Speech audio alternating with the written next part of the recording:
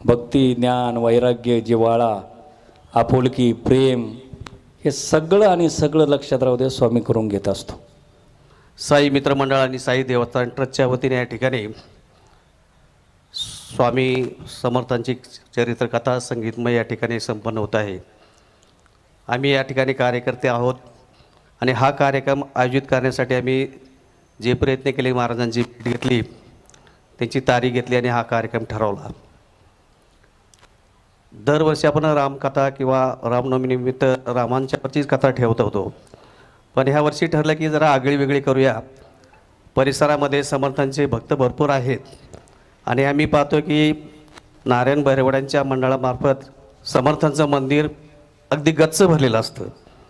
कालचा जो प्रगट दिन होता त्या प्रगट दिनासाठी त्या ठिकाणी जवळजवळ 20-25 हजार लोक या ठिकाणी आलेले होते आणि महाराजांचे देखील मी आभार मानल की त्याने या ठिकाणी संगीतमय कथा या ठिकाणी तयार केली. त्यांची टीम, त्यांचे गायक, वादक, कलाकार, नाट्य, तसेच आमचे फोटोग्राफर, व्हिडिओग्राफर यांचे देखील आभार मानले पाहिजे की ते दररोज शूटिंग करतात आणि लाईव्ह यूट्यूबला टाकतात. आपण जे नाचलात, गायलात हे सर्व यूट्यूबला दिसतंय आणि मंडळाकडे उद्या सकाळी ह्या सगळ्या क्लिप येणार आहेत.